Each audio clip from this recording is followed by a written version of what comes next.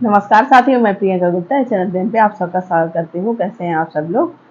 तो आपको पता है कि अब आपका जून का एग्ज़ाम हो चुका है और आपके ई सर्टिफिकेट भी आ चुके हैं। तो जिन लोगों ने भी यूजीसी नेट क्वालिफाई किया है या जिन लोगों का जेआरएफ क्वालिफाई हुआ है, तो वो लोग एनटी की वेबसाइट पे जाके अपने यूजीसी नेट का सर्टिफिकेट डाउनलोड कर सकते हैं। ठीक है। और इसी के साथ जिनका नहीं हुआ है, जिनका कुछ नंबर से रह गया है, तो वो उतनी अधिक ऊर्जा के साथ, उतनी अधिक प्लानिंग के साथ अपने दिसंबर के लिए बहुत अच्छे से तैयारी करेंगे। ठीक है। और जैसा कि आपको पता है कि एचएन अध्ययन की टीम के द्वारा आपको टेस्ट सीरीज भी करवाई जा रही है, जिसमें काफ़ी बच्चे जुड़े हुए भी हैं और रेगुलर पढ़ाई करते हैं। ठीक है। उनको टेस्ट सीरीज दी जाती है, उनकी जो भी डाउट होते हैं उसको ऑडियो या वीडियो के माध्यम से सॉल्व किया जाता है। तो अगर आप लोग भी ज्वाइन होना चाहते हैं तो 10 सितंबर आपकी लास्ट डेट है। फिर से एडमिशन ओपन हुए हैं, तो जो लोग भी ज्वाइन होना चाहते हैं वो ज्वाइन कर सकते हैं और अपनी तैयारी को एक नया और मजबूत मोड़ दे सकते हैं। ठीक है। तो हम लोग अब एक नई सीरीज स्टार्ट कर रहे हैं, जिसमें क्या होगा कि आपका एक टॉपिक होगा यूजीसी नेट पेपर 1 से रिलेटेड। ठीक है। जो एक टॉपिक आपका एक दिन में समाप्त हो जाएगा। मतलब हम लोग छोटे छोटे टॉपिक लेंगे, उसको आपको एकदम क्लियर कट समझाया जाएगा, जिससे उससे कोई भी क्वेश्चन बनता है तो आप लोग सॉल्व कर पाएँ। ठीक है। तो आज का जो हमारा टॉपिक है वो है famous university in ancient education in India. जब हमारे प्राचीन समय में कौन सी फेमस यूनिवर्सिटी थी जहाँ पे विदेश से लोग पढ़ने आया करते थे, उनके रिसर्च करने आया करते थे, उनके बारे में जानने के लिए उत्सुक रहते थे कि ऐसा क्या है भारत में जो इतने फेमस हैं, उनको जाके वहाँ पे देखना चाहिए। जैसे आपको पता है कि वैदिक एजुकेशन सिस्टम कैसा हुआ करता था, उसके बाद बुद्धिस्ट आए। ठीक है। फिर उसके बाद इस्लामिक सिस्टम भी आया। आज हम लोग जो प्राचीन यूनिवर्सिटी थी मेन उनके उनके बारे में पढ़ेंगे, क्योंकि आपका उससे एक दो क्वेश्चन जरूर बनता है। ठीक है। तो स्टार्ट करते हैं। तो ये पिक्चर देख के आप समझ गए होंगे कि हम लोग किसके बारे में बात करने वाले हैं। आप लोग देखें, यहाँ पे एक गुरुजी बैठे हैं, यहाँ पे उनके शिष्य बैठे हैं। ठीक है। पहले गुरुजी एक ऊंचे स्थान पे बैठा करते थे और शिष्य जो है वो उनसे थोड़े से नीचे स्थान पे बैठा करते। मतलब इसका मतलब होता है कि जो शिष्य है वो गुरु के समीप बैठ के शिक्षा प्राप्त करता है। ठीक है। तो ये वैदिक एजुकेशन सिस्टम है, इसके बारे में आपको पता होगा, आपने पढ़ा भी होगा। अगर आप तैयारी कर रहे हैं तो आपको जरूर पता होगा। ठीक है। तो थोड़ा सा इसके बारे में देख लेते हैं, थोड़ा इंट्रो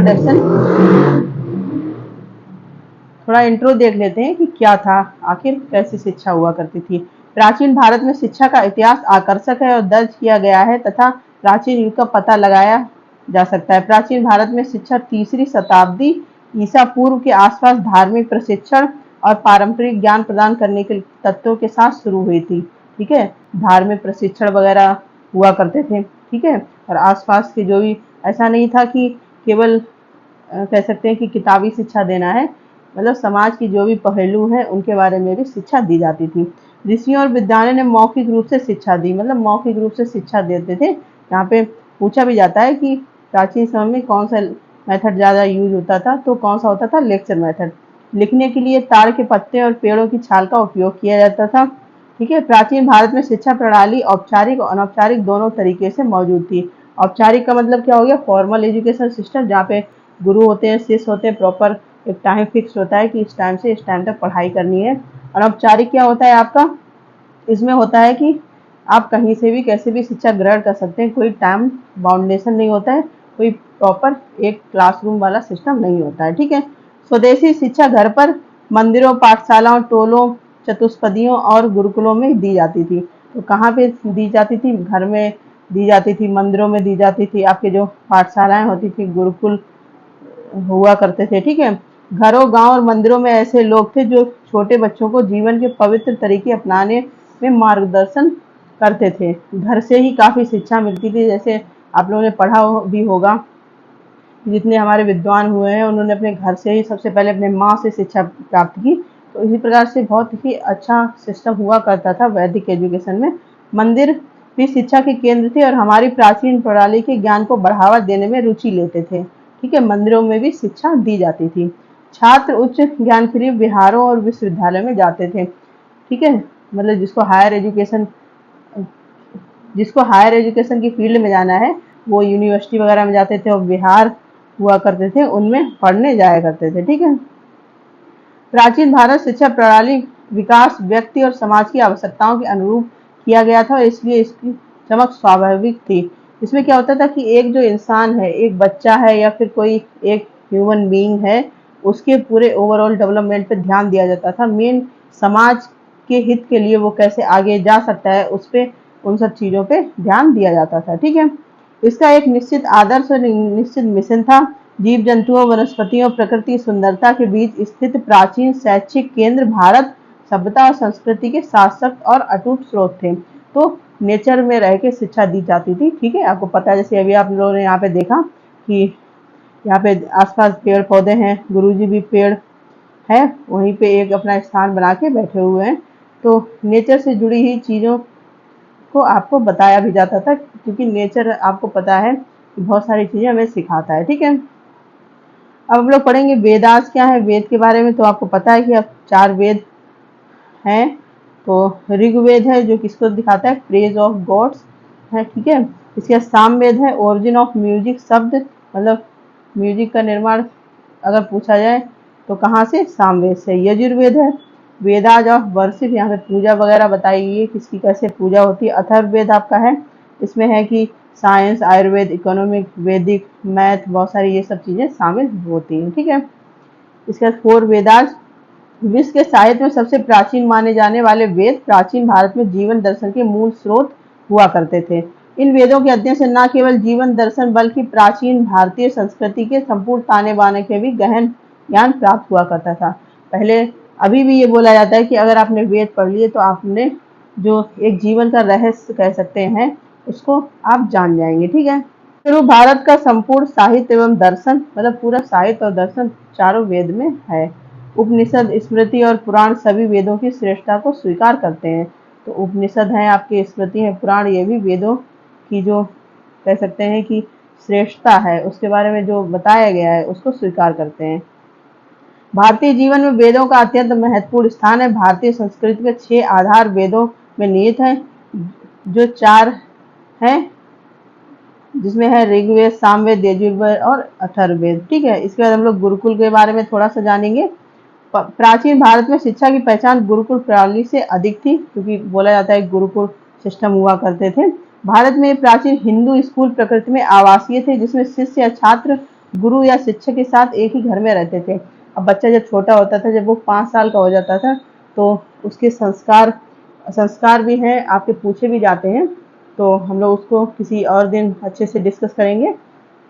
उसमें क्या हुआ था, 5 वर्ष की आयु के बाद बच्चा गुरु के पास भेज दिया जाता था। उनका मानना था कि गुरु के समीप जब रहेगा तभी शिक्षा ग्रहण कर सकता है। ठीक है, छात्र अपनी सामाजिक प्रतिष्ठा की परवाह किए बिना एक साथ रहते थे, और वहाँ पे छात्र जो है एक साथ रहते थे, कोई भेदभाव नहीं होता था कि आप उच्च कुलीन है या निम्न कुलीन है, वर्ग किस वर्ग से आते हैं। ठीक है, तो ये सब चीज़ भी नहीं हुआ करती थी। इसके बाद है कि करिकुलम, एजुकेशन मेथड वगैरह क्या होते थे वैदिक पीरियड के टाइम पे। वैदिक ज्ञान गुरु या शिष्य द्वारा शिष्य को विनियमित और निर्धारण उच्चारण के माध्यम से प्रदान किया जाता था, जिसे शिष्य वैकल्पिक रूप से सुनकर याद कर लिया करते थे। अब जो टीचर हुआ करते थे, जो गुरु जी हुआ करते थे, वो लेक्चर मेथड से मौखिक भाषा में बच्चों को ज्ञान की बातें बताया करते थे, और वो ध्यान से सुना करते थे और उनको अपने जीवन में उतारा भी करते थे। ऐसा नहीं है कि केवल सुन लिया, बस आज सुन लिया, बाद उसके बाद खत्म, जैसा कि आजकल ज़्यादातर होता है। बच्चे गुरु की बात सुनते तो हैं, लेकिन करते वो अपने मन की ही हैं। ठीक है, तो अगर आप लोग भी ऐसा करते हैं तो ज़रूर ना करें। जो बताया जा रहा है, जैसे आपके टीचर्स हैं जिनको आप मानते हैं, जिनका रिस्पेक्ट करते हैं, जैसे आपको बताया, जैसी गाइडेंस दी जाए उसी हिसाब से चल के देखिए, आप जरूर सफल होंगे। ठीक है, वैदिक काल में शिक्षण की 2 पद्धतियां प्रचलित थी, एक मौखिक, दूसरा चिंतन।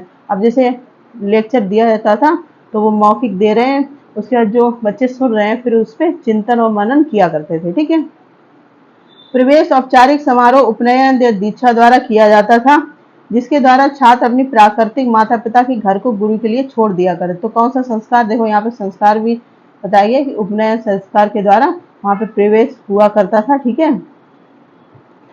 उसके बाद उपनयन कब हुआ करता था आपका, जब 8 साल का हो जाता था बच्चा, ठीक है। 5 साल का एक हुआ तक करता था जब सबसे पहले और बच्चे को शिक्षा दी जाती थी घर में ही। फिर उसके बाद क्या 8 साल के होने पे उपनयन संस्कार होता था, जहाँ पे बच्चा घर छोड़ के गुरु जी के पास चला जाया करता था। ब्रह्मचर्य या ब्रह्मचर्य का अनुशासन अनिवार्य था। यद्यपि एक विवाहित युवक शिक्षा प्राप्त करने का हकदार था, फिर भी उसे आवासीय छात्र होने के अधिकार से वंचित कर दिया जाता था, ठीक है। मतलब कि होता था कि जिस टाइम तक आप शिक्षा ग्रहण कर रहे हैं आप ब्रह्मचर्य में रहेंगे, ठीक है। उसके बाद आप शिक्षा कंप्लीट करने के बाद गृहस्थ जीवन में एंट्री करेंगे, ठीक है। गृहस्थ जीवन में एंट्री कर सकते हैं। इस युग में मोटे तौर पे 3 प्रकार की संस्थाएं अस्तित्व में थी, अर्थात गुरुकुल, परिषद, अकादमी जिसको बोलते हैं, और सम्मेलन। शिक्षा के इन नियमों स्कूलों अलावा उन्नत अध्ययन अनुसंधान को बढ़ावा देने के लिए विशेष संस्थान भी थे।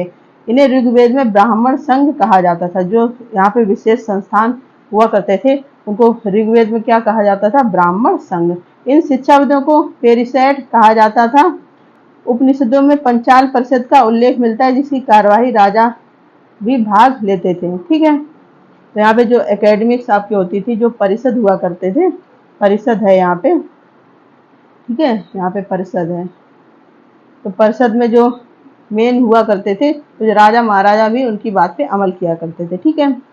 ये अकादमियां मुख्य मंच थी जहां उच्च स्तर के छात्र एकत्र होते थे और चर्चाएं प्रवचनों के माध्यम से ज्ञान के लिए अपनी अतृप्त प्यास बुझाते थे। मतलब यहाँ पे डिस्कशन मेथड हुआ करता था और मंच वगैरह हुआ करते थे जिसमें छात्र आपस में डिस्कस किया करते थे। जो आपकी अकेडमी होती थी उनकी बात हो रही है यहाँ पे, ठीक। वैदिक काल के दौरान कोई व्यक्ति अपनी पसंद के अनुसार एक विशेष पेशा चुन सकता है और तदनुसार उसको वर्ण निर्धारित किया जाता था। अब वैदिक काल में जब बिल्कुल शुरू ऋग्वेद के टाइम पे क्या होता था कि आपको पता है कि पहले ऐसे सिस्टम नहीं था कि जन्म के हिसाब से आपके जो वर्ण है या वर्ग कह सकते हैं 4 होते हैं, ठीक है। तो उसको डिसाइड नहीं किया जाता था, आपके व्यवसाय के हिसाब से डिसाइड किया। जैसे मान लो कि आप पढ़े लिखे हैं, शिक्षित हैं, ठीक है, तो आप किस में आएंगे, जिसको बोलते हैं आजकल कि वो ब्राह्मण वर्ग में आएगा, ठीक है। इसके बाद अगर आप घर का काम कर रहे हैं, काम काज कर रहे हैं, सारी चीजें देख रहे हैं, ठीक है, तो आप शूद्र वर्ग में आएंगे। या फिर आप व्यवसाय से जुड़ी हुई चीजें कर रहे हैं तो आप वैश्य वर्ग में आएंगे। इसी प्रकार से हुआ करता था, मतलब उसके काम के अनुसार वर्ग डिवाइड हुआ करते थे। लेकिन फिर बाद में उत्तर वैदिक काल में क्या हुआ, जन्म के हिसाब से वर्ग डिसाइड होने लगे, ठीक है। उत्तर वैदिक काल में वर्ण का निर्धारण जन्म के आधार पर किया जाने लगा, जैसे कि अभी हम लोगों ने बात भी की। परिणाम स्वरूप पूरा समाज 4 वर्णों ब्राह्मण, क्षत्रिय, वैश्य और शूद्र में विभाजित किया गया। फिर जन्म के हिसाब से ये चीजें होने लगी, ठीक है। अब है बुद्धिस्ट पीरियड। यहाँ भी शिक्षा उसी प्रकार से हुआ करती थी जैसे आपके गुरुकुल में, लेकिन कुछ चीजें यहाँ पे अलग थी। वैदिक युग में छात्र को 25 वर्ष की आयु तक शिक्षा दी जाती थी और उसके बाद उसे घर जाकर जीवन जीने की अनुमति थी, ठीक है। बौद्ध काल में शिक्षा प्राप्त करने के बाद छात्र जीवन जीने के लिए कभी अपने माता पिता के पास वापस नहीं आता था। एक गृहस्थ का वह हमेशा के लिए साधु बने रहे और अपने संस्कारिक रिश्तों को हमेशा के लिए तोड़ दे। तो वैदिक एजुकेशन का सिस्टम था कि गृहस्थ जीवन मतलब दुखों का कारण। जब हम लोग बुद्धिस्ट या वैदिक एजुकेशन सिस्टम डिटेल में पढ़ते हैं, ठीक है, जो एजुकेशन जो शिक्षा शास्त्र से जुड़े हुए लोग हैं, बच्चे हैं जो तैयारी करें, उनको उन्होंने अच्छे से पढ़ा हुआ होगा, उनको पता होगा। तो वहाँ पे बताया जाता है, उनका मतलब है कि सांसारिक जो दुख है, जितना आप मोह माया में फंसे रहेंगे उतने ही आपके दुख के कारण बढ़ते रहेंगे, तो उसको त्याग देना चाहिए। एक कह सकते हैं साधु का जीवन जीना चाहिए, ठीक है।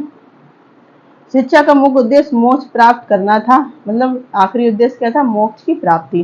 धार्मिक पुस्तकों का अध्ययन सबसे अधिक महत्वपूर्ण हुआ करता था। तो जो आपकी धार्मिक पुस्तकें हुआ करती थी उनका अध्ययन किया जाता था।